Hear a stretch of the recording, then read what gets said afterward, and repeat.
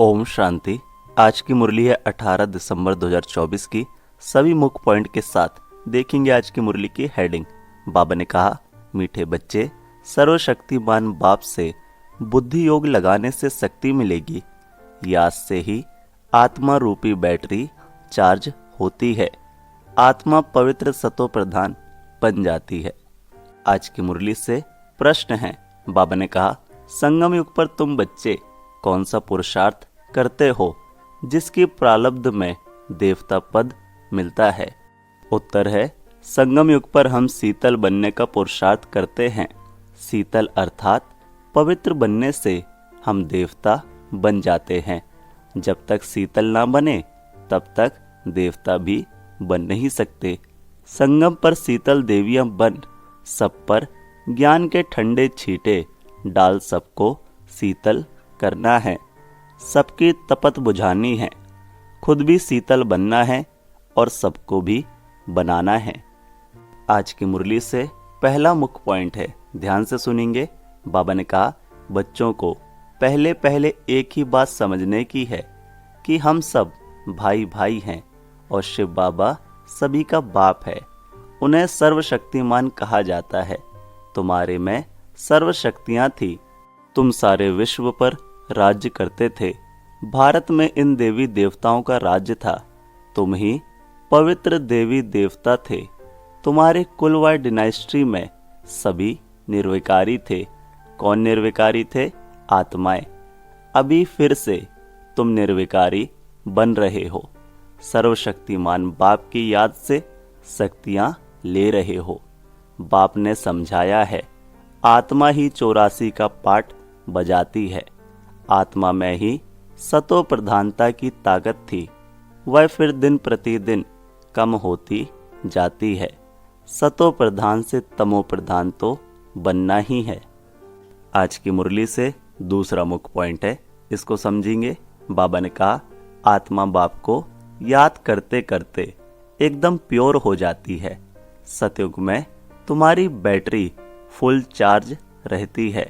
फिर धीरे धीरे कला अर्थात बैटरी कम होती जाती है। कलयुग अंत तक आत्मा की ताकत एकदम थोड़ी रह जाती है।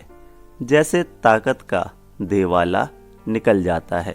बाप को याद करने से आत्मा फिर से भरपूर हो जाती है। तो अभी बाप समझाते हैं, एक को ही याद करना है। ऊंचे ते ऊंच है भगवंत, बाकी सब है रचना। रचना को रचना से हद का वर्षा मिलता है। क्रिएटर तो एक ही बेहद का बाप है, बाकी सब है हद के। बेहद के बाप को याद करने से बेहद का वर्षा मिलता है। तो बच्चों को दिल अंदर समझना चाहिए कि बाबा हमारे लिए स्वर्ग नई दुनिया स्थापन कर रहे हैं। मुरली से तीसरा मुख्य पॉइंट है। बाबा ने कहा, जो बिल्कुल पवित्र हो जाते हैं उनका साक्षात्कार होता है, जैसे ब्रह्मा बाबा। यही फिर सतयुग में जाकर स्वर्ग के मालिक बनते हैं। जो बुद्धि में आना चाहिए कि इन्होंने फिर यह राज्य भाग कैसे पाया। लड़ाई आदि तो कुछ होती नहीं है। देवताएं हिंसा कैसे करेंगे? अभी तुम बाप को याद कर राजाई लेते हो, कोई माने व ना माने। गीता में भी है, देह सहित देह के सब धर्मों को भूल मामेकम याद करो। बाप को तो देह ही नहीं है जिसमें ममत्व हो। बाप कहते हैं, थोड़े समय के लिए इस शरीर का लोन लेता हूँ, नहीं तो मैं नॉलेज कैसे दूँ। मैं इस झाड़ का चैतन्य बीज रूप हूँ। इस झाड़ की नॉलेज मेरे पास ही है।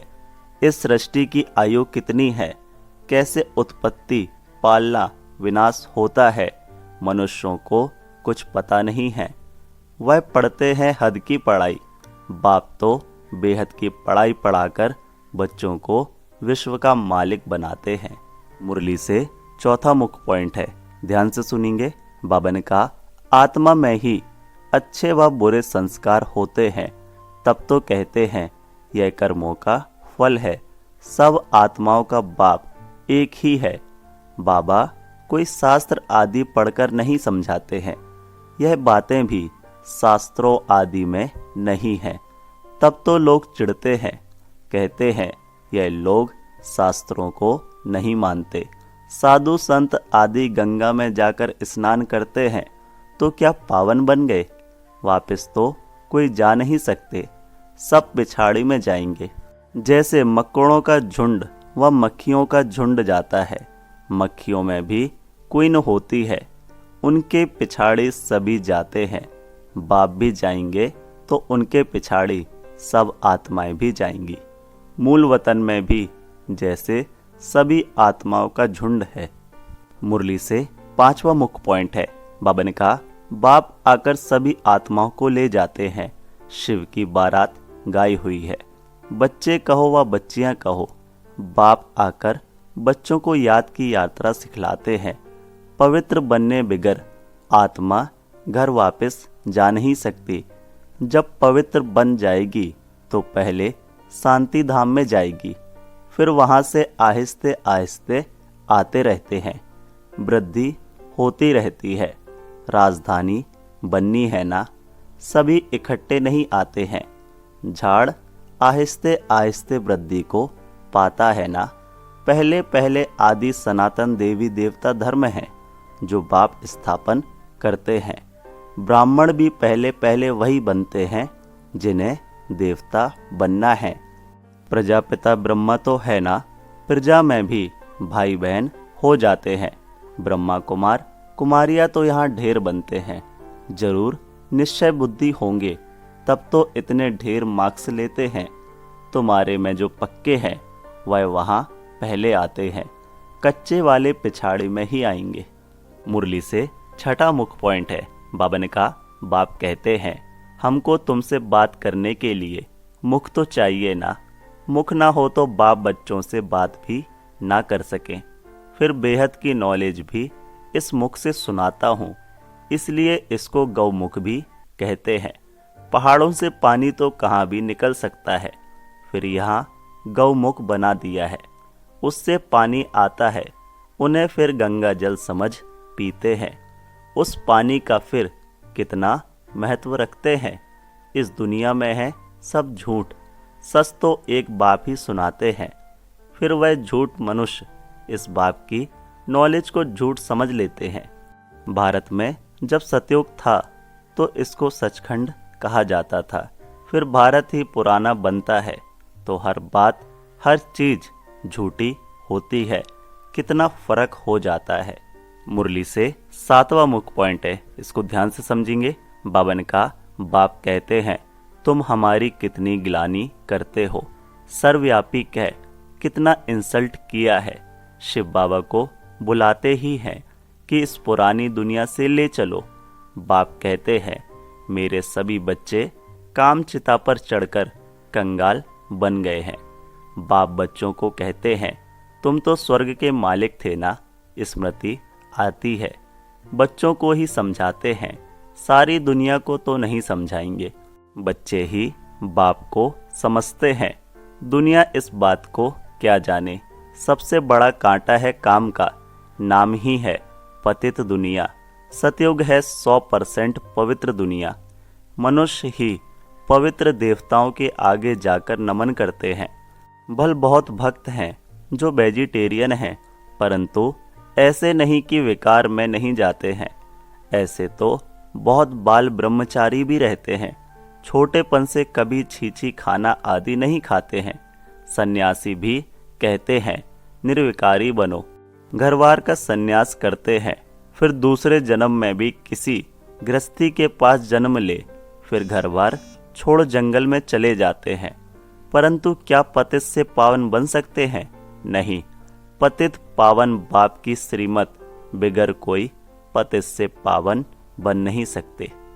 आज की मुरली से 8वां मुख्य पॉइंट है। बाबा कहते मनुष्य तो समझते हैं परमात्मा मरे हुए को जिंदा कर सकते हैं, परंतु बाप कहते हैं लाडले बच्चे, इस ड्रामा में हर एक को अनादि पाठ मिला हुआ है। मैं भी क्रिएटर, डायरेक्टर, प्रिंसिपल, एक्टर हूँ। ड्रामा के पार्ट को हम कुछ भी चेंज नहीं कर सकते। मनुष्य समझते हैं पत्ता पत्ता भी परमात्मा के हुक्म से हिलता है, लेकिन परमात्मा तो खुद कहते हैं मैं भी ड्रामा के अधीन हूँ, इसके बंधन में बांधा हुआ हूँ। ऐसे नहीं कि मेरे हुक्म से पत्ते हिलेंगे। सर्वव्यापी के ज्ञान ने भारतवासियों को बिल्कुल कंगाल बना दिया है। बाप के ज्ञान से भारत फिर सिरताज बनता है। आज की मुरली से धारणा के लिए मुख्य सार है। पहला, सूर्यवंशी में पहले पहले आने के लिए निश्चय बुद्धि बन फुल मार्क्स लेनी है। पक्का ब्राह्मण बनना है। बेहद की नॉलेज स्मृति में रखनी है। दूसरा, ज्ञान चिता पर बैठ शीतल अर्थात पवित्र बनना है। ज्ञान और योग से काम की तपत समाप्त करनी है। बुद्धि योग सदा एक बाप की तरफ लटका रहे। आज की मुरली से वरदान है। बाबा ने कहा, ब्राह्मण जीवन में श्रेष्ठ स्थिति रूपी मेडल प्राप्त करने वाले बेगमपुर के बादशाह भव। डिटेल है, आप सब अपनी स्व स्थिति अच्छे से अच्छी बनाने के लिए ही ब्राह्मण बने हो। ब्राह्मण जीवन में श्रेष्ठ स्थिति ही आपकी प्रॉपर्टी है। यही ब्राह्मण जीवन का मेडल है। जो यह मेडल प्राप्त कर लेते हैं वह सदा अचल अडोल एक रस स्थिति में रहते सदा निश्चिंत बेगमपुर के बादशाह बन जाते हैं। वे सर्व इच्छाओं से मुक्त इच्छा मात्रम अविद्या स्वरूप होते हैं।